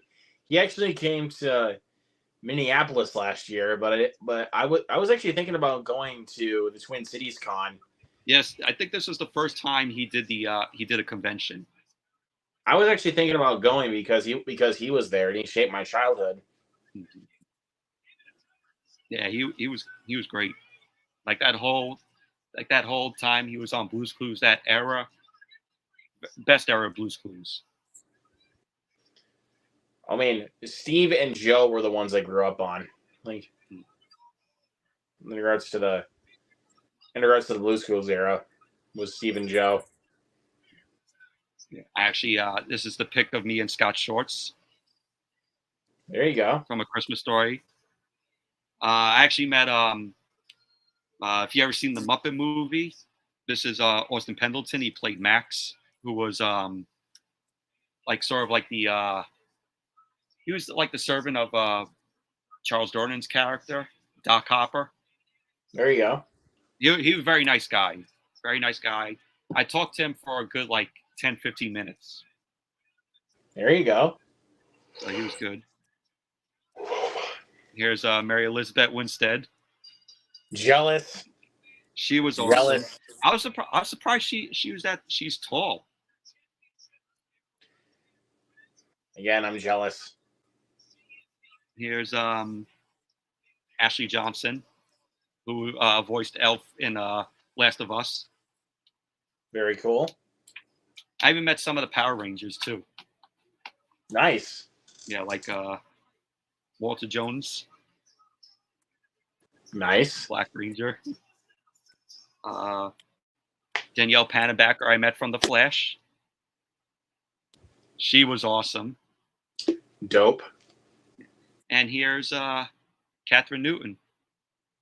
Lucky son of a bitch. She was awesome too. Well, funnily enough, I've actually gotten a comment from her on one of my TikToks. Really? Yeah. It was Nice. when I did my first reactions for Lisa Frankenstein. I got a comment from her. Oh, that was nice of her. That was so cool. I obviously left her a tag, but it's like I don't even know dude, I'm actually shocked that she saw it. Like I wake up the next morning and I see that and I'm like, oh, whoa, no way! Like, dude, she's awesome. The last pick that I recently got from last year, some of the cats from Boy Meets World. Awesome, dude. Ryder Strong, Danielle Fisher, Will Ferrell. Will Friedle. Will Friedle. Will Friedle. I call him I Will remember Ferrell. Will Ferrell being on Boy Meets World. Yeah, both were awesome. I told them it was my favorite. It's my favorite show of all time, and they were like, "Thank you." Ryder Strong actually commented on my leather jacket. He's like, "Oh, you got the Sean jacket." I was like, "I had to bring it out." Cheers to that, there, dude. Mm-hmm. But yeah, that's some of the celebrities that I've met. I'm so jealous about Catherine Newton, dude. I am really jealous. Like I'm telling you, because I know my buddy Jacob Hubbard's gonna be meeting her like next week at a different convention. I'm like, God damn it! Like, I told her I really enjoyed her and Freaky with Vince Vaughn and her. Right now, 2 of her movies are in my top 10 of the year. Like at the moment, I'm not joking you. 2 of her movies this year. Abigail and Lisa Frankenstein are both in my top 10. Yeah, I've heard both of them are pretty good. She's great in both of them. I mean, I would say morally in Lisa Frankenstein, but she's also fantastic in Abigail. Like, she's so freaking funny. Like I remember seeing the trailer to Lisa Frankenstein, and I was like, oh man, this looks awful. And then from what you're telling me, that's actually a pretty decent film. But also, dude, if you've seen this on Twitter or anything like that, this line from Abigail is so funny. All right, I got it. Sammy, those are fucking onions. Like, I hope to see her in a. When I heard that, I was like when I saw that she had the onions, I was like, really? And then Dan Stevens had to make this great remark, who I love to death. Like, I love Dan Stevens. Like, dude, if I actually got to meet him while I was on vacation, bro, like, I would freaking be like, oh, like, I'd actually faint. Like, yeah. But I mean, I know I'm not gonna be able to, but I would love to meet Dan Stevens. Like, he is a great dude. And I also liked Catherine Newton in Quantumania. Yeah, I did too. I mean, not a lot of people did, but I did, certainly. I thought Quantumania was better than Ant-Man and the Wasp, second one. Disagree, but I mean, I like Quantumania though. Yeah, I disagree. Like, if it's better than Ant-Man, I used to think that, but I like the after my last rewatch I did of Quantumania, I was like, it's still good. I'd rather watch Ant-Man and the Wasp. Like, I mean, I like Ant-Man and the Wasp, but to me, it had like a forgettable story, in my opinion. Fair enough, yeah. That's why I liked Quantumania, a lot, because, I remember the story of the film. There you go. And somebody is popping in here. It is Cinema Geek 100. So hello. Hello, Cinema Geek. Nice to meet you. All right, so I got something special that I want to show you guys. It's not a movie or anything like that, but I'm gonna turn my camera on right now. You guys ready? Okay. Yeah. All right. Here it is. Here I am. My new glasses. Nice glasses. Very cool. You. Very cool. The reason why is because I keep looking at my laptop screen a lot often, and that's why I got glasses now. Green glasses. I mean, I wear glasses as well. These are my glasses. I mean, I have to wear glasses. I literally wear glasses like pretty much every single day, dude. Because I wear them every single day. If I just like, there are times where I feel like I just lose my brain, like whenever like I don't have my glasses on whenever I'm at work, and also like I cannot see anything far without my glasses. Like, with my glasses, though, I can actually see some far distances, but I can't see very far without my glasses on. Like, that's like me. I wear my glasses every day too. Right. Oh, hey, Michael, you may have noticed my icon. I showed Luke this already, right? Mm-hmm. He met someone at a little convention, if I'm not mistaken. Yeah, I did. Oh, who'd you meet? That's actually Lizzie Freeman, who's actually a voice actress. She's very popular in the voice acting community, and I am feeling like I got to meet her. But if I do like get like popular on my channel, hopefully I will get to, like do a collab with her in some way. That'd be pretty Maybe like cool. an interview. I love to Like- do that. I love to do collabs with my favorite celebrities, like actors, actresses, anything like that. That actually does not sound like a bad idea. Like, It's not a bad idea. I like that idea. Yeah. I definitely want to do some more interviews down the line. It's just, again, I have to find a way to be able to contact them. I mean, I think I've actually contacted a few already. At least I've tried contacting a few. I haven't gotten a response yet. I did contact David Dastmalchian, who was Jack Delroy in the latest horror movie, Late Night with the Devil, Mm-hmm. which I absolutely loved because he saw my story on my Letterboxd score, and he actually dropped a like on it. Oh, nice. I'm not joking you. He dropped a like on it, and I was like, bro, that was like legit the highlight of my day. Like when I saw that, because I was just like, no fucking way. I look around Letterboxd, but I don't have an account on there. But I just look around, read the reviews. Do you guys want to see? Oh, I'm sorry. But I can tell you this though. Another person who I did message about considering doing an interview because she didn't drop a like, but she did see my story like when I was seeing the movie Civil War. Was Kaylee Spaney. Like, if you remember her from Bad Times at the El Royale and Priscilla. I haven't seen them. actress. Bro, she is phenomenal in Civil War. Like, my God, dude, she was so good in that movie. Like, okay, go ahead. Do you guys want to Yes, see indeed. something cool? It's just a Photoshop version of myself holding a lightsaber with the background and like I'm in the galaxy or something. Sure. Sure. All right. Oh, that's just my. Here it is. Hold on, 1 sec. There we go. Oh, There that we is go. nice. Yeah. Very cool. Did you create that for Star Wars Day? I think it was the day after, but I also did another one of these. I mean, like using the force and stuff. That's a badass one right there. Yeah. Badass, dude. I think I should use that as my wallpaper. Not gonna lie, I want to use that as my wallpaper. Use Pretty cool. the Force. Force. May the Force be with you. All right, quick question: would you guys be a Jedi or a Sith? Jedi. A Jedi. Jedi too. I mean, come on, Jedi's Unless are. you're like absolutely demented, who Whoever would really wants want to be to a be a Sith Sith? has a dark heart. Like whoever wants to be a Sith is like legit demented. Like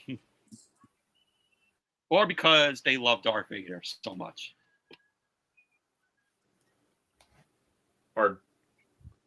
or basically if they love Darth Maul or Darth Sidious or Emperor Palpatine. Like, my God, why would you want to do that? Exactly. Kylo Ren, he's weak. Kylo Ren is just weak. I don't mind Kylo Ren. I love Kylo Ren though. At least Kylo Ren was something different than what we see in Darth Vader all the time.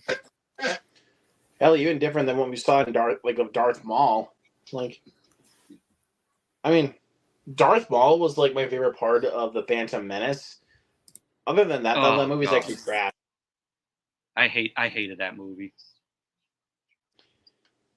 It's not as bad as Attack of the Clones, though. Attack of the Clones Attack of the Clones is is the worse. worst Star Wars movie. I did not care about the love story in that film. It didn't even feel like a Star Wars film to me. It doesn't. But Revenge of the Sith, though, let me just say that Revenge of the Sith is the best of the prequel. That's actually a good movie right there. Is Revenge of the Sith. Yes. But and out of all the Star Wars films, they re-released after released the Phantom Menace back in theaters. I don't know why. Do not Wow. ask. The only thing good of the Phantom Menace, is the pod race scene. I love Darth Maul in it though, and Darth Maul as well. Even though he wasn't in the Darth a whole Maul lot. lightsaber battle was fantastic. Even though Darth Maul was the actually, character. Actually, I love Obi-Wan Kenobi. Like, I love Obi-Wan Kenobi because they actually give him some good development, even with the movies moving forward. Like, he's actually, I'll be honest about that. He's actually my favorite part of the whole prequel trilogy is Obi-Wan Kenobi. I kind of wish Darth Maul was in the movie a lot more. But again, I mean, I still want to see my man Obi-Wan Kenobi. Yeah. And Jar Jar Binks, God. Fucking hell. That's Jar Jar Binks is a literal definition of gun to my head. Like it tests your will, dude. Jar Jar Binks is the character that literally tests your will to even continue watching the movie. I was like, when I watched that film, I was like, oh God, hearing Jar Jar Binks is making my ears bleed. Like it's fingernails on a blackboard annoying. Like, and it's nothing to the guy who voiced the character. I feel bad for the guy that voiced him. It's not his fault. It's the writing's fault. No, it's not. It's just like for one, the way his character was written for one, and secondly, the way they utilized his character to be the most annoying thing on the planet. You could blame George Lucas for that. What's up, Kenny? Jar Jar Binks is a Sith Lord.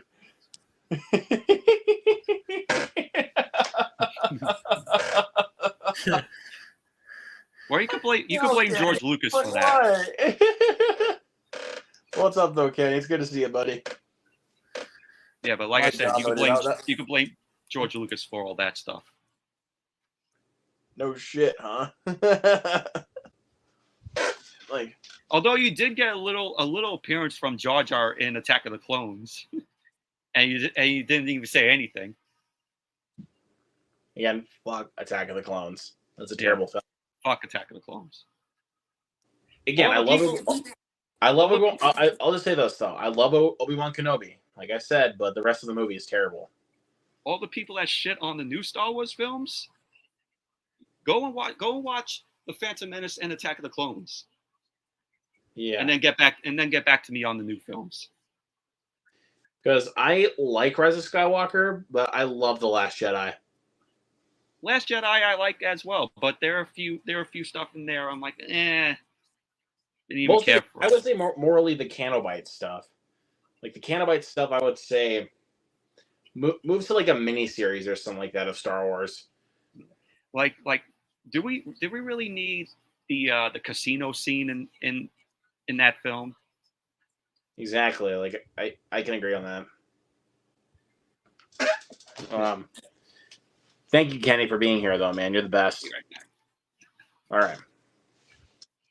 Attack of the Clones is one of the worst movies ever. Not just Star Wars movies, all movies. I wouldn't go that far. Like, in all honesty, I wouldn't go that far in saying it's one of the worst movies ever. It's one of the worst Star Wars movies. It is the worst Star Wars movie.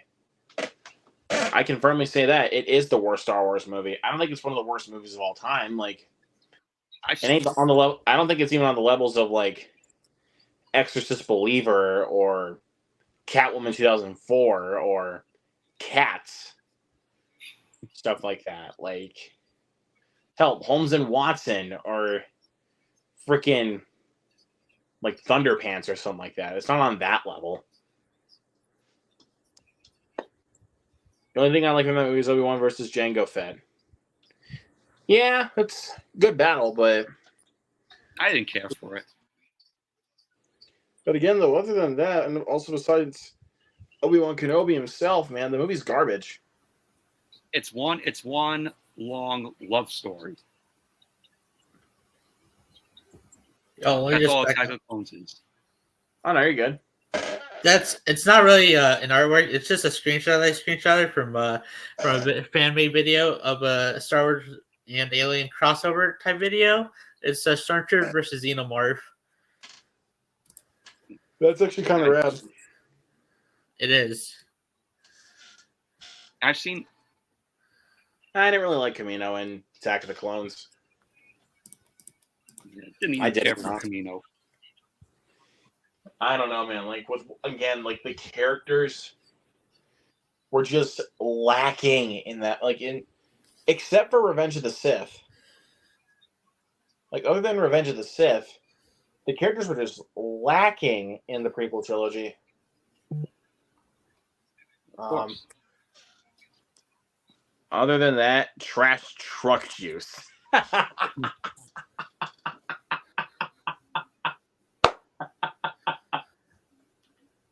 Teddy, you deserve a reward for that one. That was great. Kind of also explained somewhat my thoughts on Attack of Clones.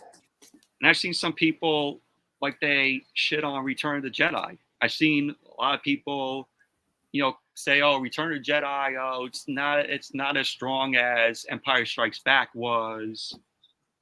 But we could all agree. It's obvious, though. It's obvious. We could all agree Empire Strikes Back is the best Star Wars film. I can agree. Exactly. And speaking of Star Wars, I actually found this out at Goodwill like years ago. Well, not like years ago, like during at a Goodwill.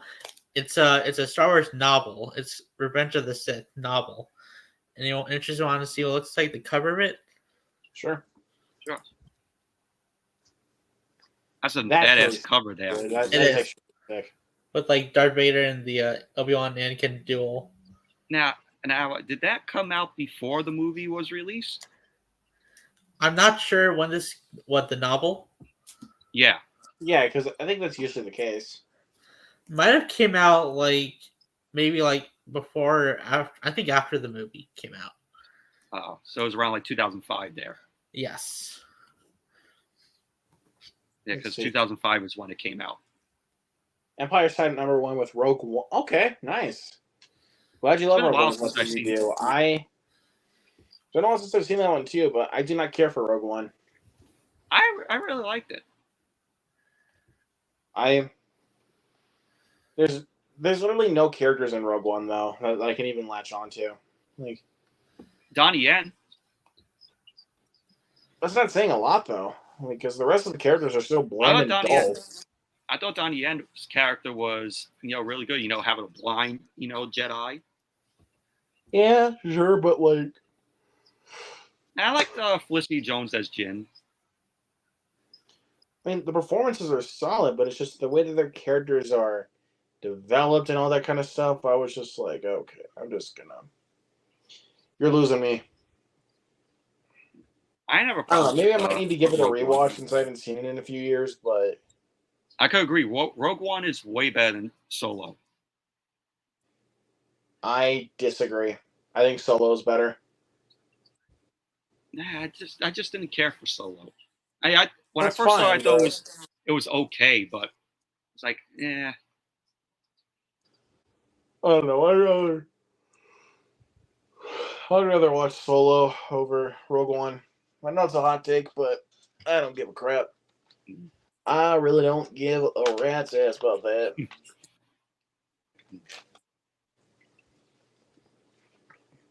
That's all I can really say about that there, dude. I don't know. I was just looking on Blu-ray.com here, some of the 4Ks, and stuff that are coming out here. Mm-hmm. I could share the screen here. Hold on. All right, I'll pull it up. All right, so got Godzilla Kong coming out next month. Cannot wait for that. See the features it has on here. Godzilla Kong Day of Reckoning, Evolution of the Titans, Godzilla Evolved. A lot of as a commentary by Adam Wingard. So at least it's got a commentary with Adam Wingard. Hopefully he has a lot to say about the film. We'll see. I like this cover here. That cover's rat. That cover's badass. I really like the colors. Yeah, I really like the shield here. That they put on Kong here. Oh yeah, that This Thanos this looking was more fist. of I say it was more of Kong's movie than Godzilla's. Hopefully, we get like more of them equally in the next one. We got Twister coming out on 4K. Of course, just in time for Twisters. Which by the way, I'm really excited for. Yeah, it's restored in 4K. I haven't seen the film. I have it on Blu-ray, but like I seen that now it's coming out on 4K. I'll just sell the Blu-ray. I mean, it's only 4K only. It's only a 4K only disc here. Which Warner Brothers has been doing that as of recently. No Blu-rays. They're only releasing 4K discs.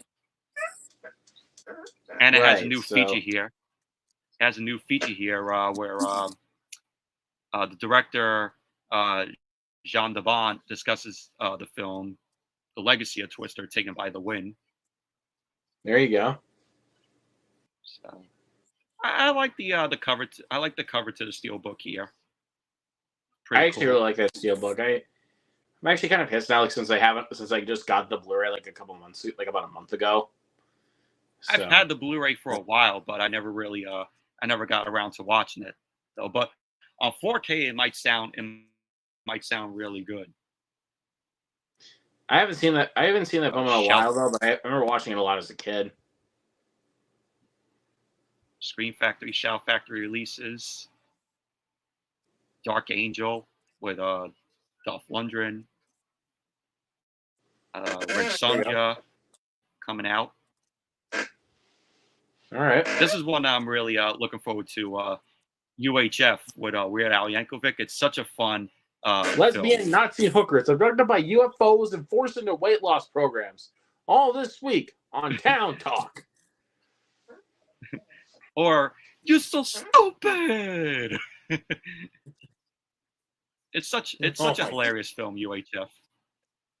I'm glad it's getting the 4K release. I have it on Blu-ray, but it's unopened, so another Blu-ray I'm going to be selling. There you go. Got Natural Born Killers coming out. The Steelbook Director's Cut. Already got it. They were going to release Shout Factory. They were going to release The Faculty. I don't know what's going on with that. Like they put out the cover to it on 4K, and then all of a sudden it got pulled back for some reason. I was really looking forward to getting it. I don't blame you on that. I definitely did want to upgrade it, but I'll wait it out. Nightmare on Elm Street's getting a 4K release. Deservedly so. Yeah. No date yet, but it's going to arrive this summer. All right. I've heard that there's a cut version and then there's an uncut version. A lot of people saying hopefully it's the uncut version. You never know. They could. I've seen bits and pieces of Nightmare on Elm Street, not the whole film though.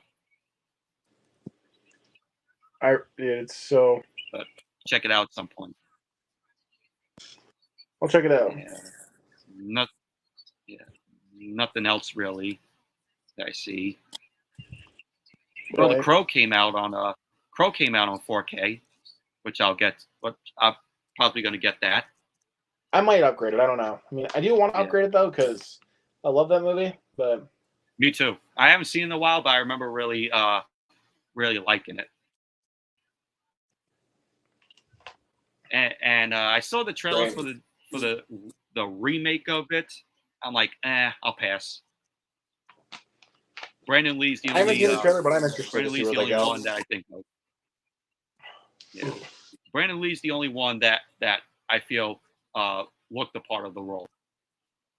Fair enough. So it's got a very nice steelbook though. I wouldn't mind getting the steelbook. It's a badass steelbook there. that came out Very today. badass. This Yeah. one I'm looking forward to, Risky Business, in from Criterion. Just take those old records off the shelf. And finally, it's getting I'm sorry, a 4K but I have to release. do that every single time we talk about Risky Business. I have to do that. Like, just take those old records off the shelf. Like, come on now. Of course, such an iconic scene. It's coming out, I think, in July. Yeah, July 23rd on Criterion. I might be pre-ordering that. Yeah, I'm surprised Warner Brothers didn't release it on 4K. Good thing, Criterion. Good thing they licensed it out to Criterion. Now, can we get Teenage Mutant Ninja Turtles Warner Brothers, the original 1990 film, special edition, on 4K? Come on now, where's that at? Yeah, Where's that at? Exactly. They got Civil War for pre-order. I got that pre-ordered already. That's the Amazon exclusive one that I already got pre-ordered. Team America World Police came out. That's coming out. I pre-ordered that already. Yeah. Oh, yeah, coming out in June. I have the Same thing with DVD the of South Park it. Big Alarm. Oh yeah, I saw that's coming out on 4K. Surprisingly, I have not seen. Surprisingly, I have not seen the South Park film, but I gotta get around to watching it. It's so funny. Same with Team America. I have the DVD. Same with Team America. I have the DVD, and I just never got around to watching it. I've seen clips of it here and there. I love Team America. All I know World Police. is America. Fuck yeah. I love Team America World Police. I kind of wish Trey Parker and Matt Stone would do something in that vein, again. But they can because because comedy, because again, people are so sensitive. Yeah. Because their comedy, if you've seen stuff like Basketball, South Park. I love Basketball. Like I said, Basketball, South Park, Team America, or Orgasmo, then you know how offensive they can get with their comedy. Yeah, Basketball they can and get Orgasmo. really offensive. Yeah, those two are my favorites, Basketball and Orgasmo. Orgasmo was wild, dude. Yeah. For an NC-17 film. And I'm like, yeah. And Trey Parker and Matt Stone talked about that. I remember, why is it NC-17? It should be rated R. But when you watch the movie, you're like, yep, I understand why. Because there is some pretty odd sex scenes, and then some of the stuff that they do, especially with the Orgasmo Raider. Yeah, you're like, now I understand why this is NC-17. But apparently they didn't see it. They didn't get why. Yeah, but it is. But yeah, I think I'll go ahead and call it. It's starting to get a little late, and I have work in the morning before. Obviously, I'll leave tomorrow. This was a fun stream. Yes, and I'm glad I invited you, Michael. So thank you so much for being here. Thank you, Cinema Geek, for coming. So you're welcome. We'll be back on here. So yeah, and I will. Of course, Michael will be back here soon. So Cinema Geek, we'll try to get you back on here soon, sometime, man. So all right, everybody. Sorry. So thanks everybody so much for coming in. Catch you guys next time. Peace out.